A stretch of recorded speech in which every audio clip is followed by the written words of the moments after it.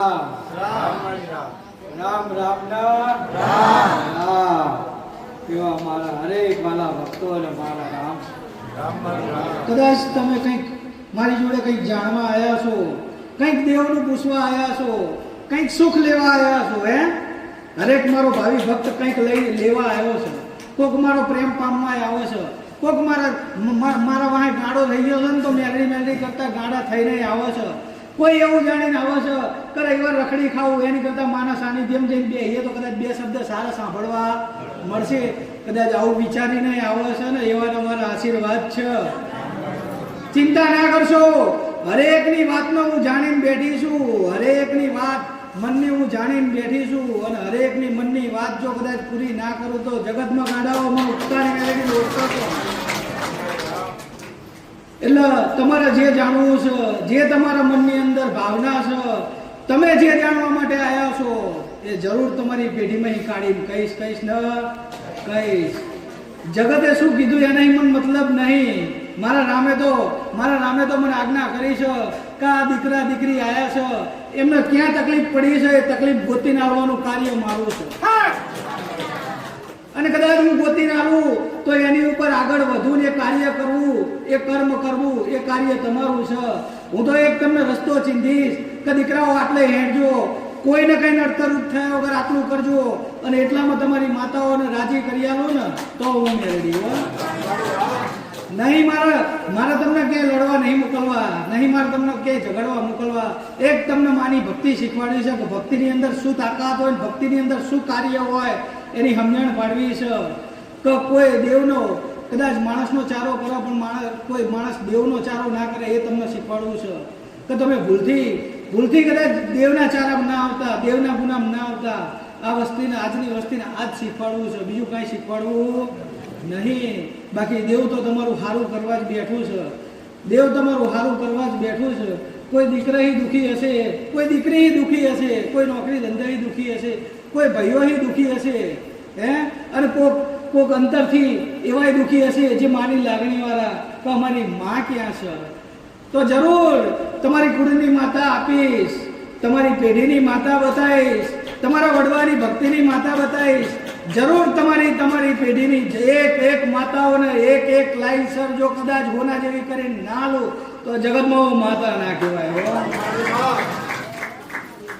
તમારું સન્માન તમને હાલવાનું છે, પણ ધીરજ જરૂરી છે. એક જગ્યાએ ઠરવું જરૂરી છે. પછી કે મેરડી આવે અને ગાદીએ બેહાન પછી આપણે જઈએ તો માતા કહી દે તો માતા એવી નબળી નથી. મારા પરિશ્રમ કરવું પડશે, મારી ભક્તિ કરવી પડશે, મારું રટણ કરવું પડશે. જરૂર હું કીધા વગર નહીં રહું. પણ અહંકાર વાળાનું કોઈ કાર્ય નથી. અહંકાર વાળા મારી વસ્તી રામ રામ કરે છે, હું માતાએ રામ રામ જ કરું છું. કે દીકરાઓ તમારો સમય ના બગાડતા, તમારો સમય ના બગાડતા. કદાચ દેવની ઈચ્છા ના હોય તો ભાવ ને ભક્તિ તો રાખવી પડે. કેમ એક ગુરુના આદેશ ઉપર જો કદાચ સબરીએ કદાચ વર્ષો સુધી તપસ્યા કરી હોય, રામની રાહ જોઈ હોય, તો મારા નાથને અહીંયા જવું પડ્યું હતું એના ત્યાં. તો એમ તમે ભક્તિ કરો તો મારા મેરડીને તમારા ઘરે આવવું પડે, તમારું સારું બનાવો. મારા મેરડીને તમારા ઘરે આવવું પડે, તમારા દરવાજા ખખડાવવા પડે. અને દરવાજા ખખડાય, એક રૂમ હોય, બે રૂમ હોય તો ત્રણેય રૂમમાં આટા મારવા પડે.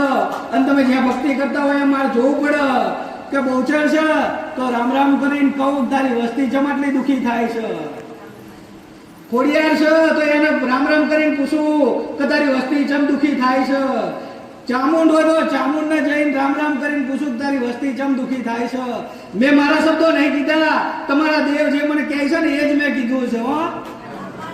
અને જે તારે મારું કહેવાનું ચાલુ કરું ને તારે મેં ના કીધું નામ દઈને ઉભા કરીને બનાવું. આ તો તમારા દેવની તમને ભક્તિ કરીને તમારી માતાજી કહે છે ને એ કેવડાવું છું. એટલે તમારી કાળકા કહે ને એટલા જ શબ્દો બોલાવું છું. તમારી વિહત કહે ને એટલું જ તમને સંભળાવું છું. તમારી મેલડી કહે ને, તમારી મડાકૂટ કહે ને એટલા જ શબ્દો હું તમને આપું છું. મેં બીજા કોઈ શબ્દ કોઈને હાલ્યા નહીં. તમારી માતા તમને જે કહેવાનું માંગે છે એટલું જ મેં કીધું છે. ને તો કેવા બેહું ને તો બધું જગતનું કેટલું કેવું પડે. અને એ કહું તો કશું તમને ઉતરવાનું નહીં. આજ તો માણસ સુખ માં દોડ્યા છે. આજે જે આયા બે રવિવાર બેસે ના માં નહીં ફેર પડતો એટલે જતા રહેશે. પા ભટકાશે ભટકાશે ભટકાશે ભટકાશે અને પછી પા 12 મહિના થશે ને પા આવશે. પણ ગાડા તારો સમય હારો બાંધો તો મારે તાર 2-4 મહિનાનું સુખ નતું આવવું, તને 7 પેઢીનું સુખ આલવું તો આજનો માણસ છે સમજતો નહીં હો. પણ એમને કંઈક નાનું કામ કરાવીને પછી નીકળી જ જવું છે, પેઢી સુધારવી નહીં. અને જગતની અંદર હું માતા કહું, માતા કોઈ નડવા ઉતરી નહીં. તમે કંઈક ભૂલ કરી છે, તમારા ઘડિયાએ કંઈક ભૂલ કરી છે, તમારા વડવાએ કંઈક ભૂલ કરી છે, એ ભૂલના કારણે તમને દેવ નડે છે તો એટલો કે દીકરા ભૂલ સુધારી લે, હું તને સુખી કરી નાખું. તારા અટકેલા કાર્યને હું આગળ વધારતી રહું, તારો વિશ્વાસ મારા પ્રત્યે તૂટી ના જાય, એ વિશ્વાસને હું વધારી દઉં. એના માટે તમને આટલા સુધી પહોંચાડે છે, તમને એટલે દૂર દૂર સુધી ફેરવે છે. પણ કોઈને આવી ગતા ગમ પડતી નહીં કે શું આયા જોયું કે ના આ તો કામ તરત કહી દે. હું તરત કહી દઉં, જલ્દી ઉતરતું નહીં, હે તરત કહી દઉં એટલે આવું તો હોત નહીં. પણ એનું એ જ વાત 2 વાર 5 વાર પછી આવે એટલે કાન પકડીને આવશે.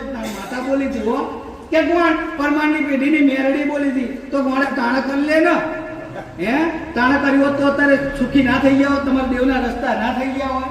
પણ 5-10 જગ્યાએ ફરશે અને પછી હું માતા બોલી હોય ને એ શબ્દ આવે ને પછી પા આવશે દોડતા દોડતા દોડતા દોડતા. પણ સમય જતો રહ્યો હોય, શું કરવું હું માતા?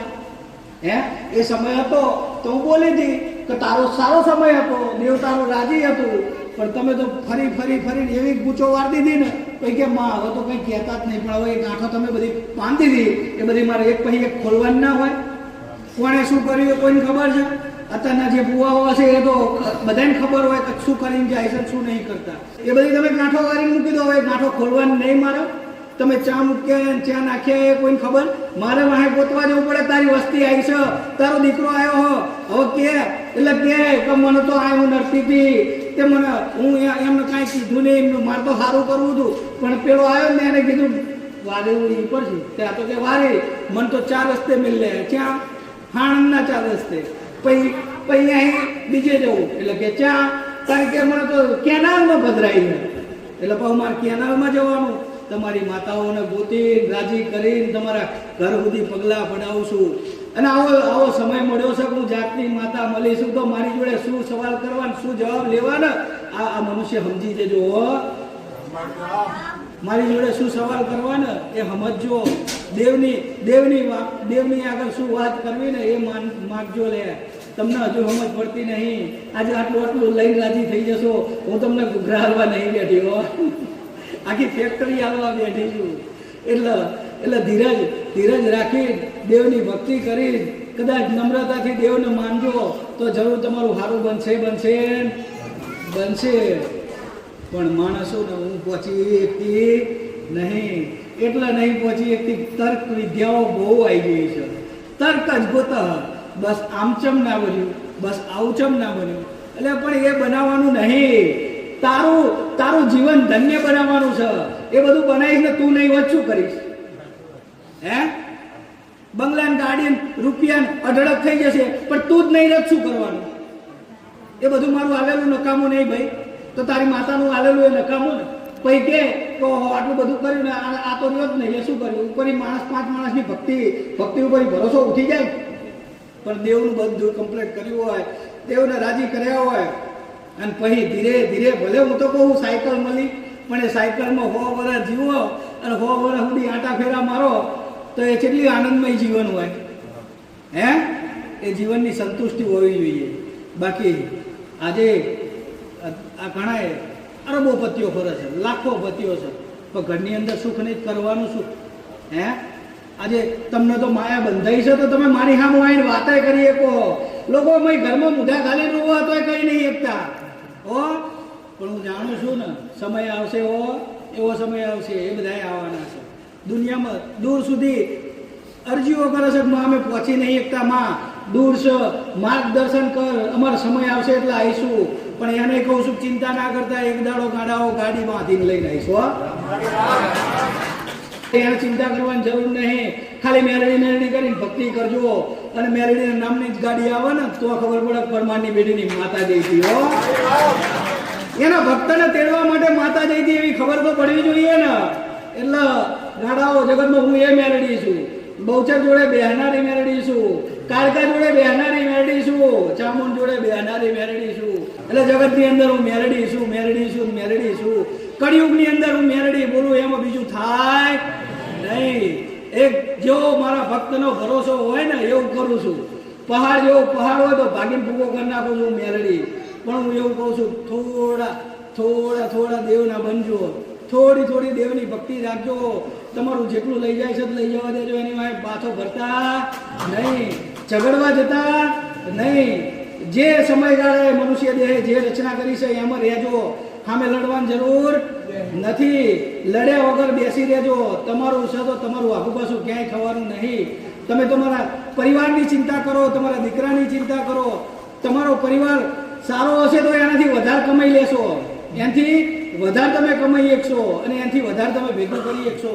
પણ જે વસ્તુ હાલ નહીં તમારા નસીબમાં, એની માટે તમે તમારી જિંદગીઓ બગાડશો નહીં. એક તમારા ભાઈઓના સંબંધ બગાડશો નહીં. આવું હું ખાસ કહું છું મારા ભાવિ ભક્તને કે આટલી બાબત માટે લડીને ઝઘડશો એને મૂકી દો. એટલે સમય આવશે એ વાતને જ મૂકી દેવાની. મારે તો પહેલા મારી માનું કાર્ય કરવું છે, પછી બધું પહેલા તો માં જોઈએ છીએ, માનું કાર્ય કરીએ તો માં હશે તો બધું મળશે, બાકી કશું મળશે નહીં. આ ભાગ પાડીશું, કાલ ભાગ પાડે ચડી જઈશું, એની કરતા કશું નહીં કરવું. પહેલા માનું કાર્ય કરી લઈએ, પછી એ જેમ કહેશે ને એમ હેડશું. તો જગતની અંદર ગાડાઓ હું કદાચ મારી ભાવિ ભક્તને એક ભાવિ ભક્તને તલભાર જેટલો દગો કર્યા કરજો, કદાચ હેડતી હોય તો તમારી માં તમારા માટે આટલો દગો ના રાખો. તમારા માટે યોગ્ય અને તમારું છે એટલું જ બનાવીને આલે ને એમાં આગુ પાછું સહેજે રાખો નહીં. તમારા મન એટલા હરખાઈ જાય કે ના જગતની અંદર મારી માતા છે, એવો તમને અહેસાસ થાય કે ના મારી માં છે. એટલે એવી જબરી જોરાવર હરેકની માતાઓને મારા રામ છે.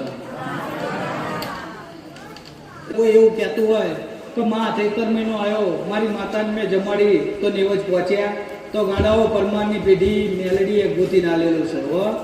નાના ભગવાનના ઘર સુધી કદાચ તમારો ભાવ બને ના બને, પણ તમે કદાચ પણ ઉભો આવો જો મેલડી ખવડાવો તમારી માતાને ના આવું તો નકામું પડાવો.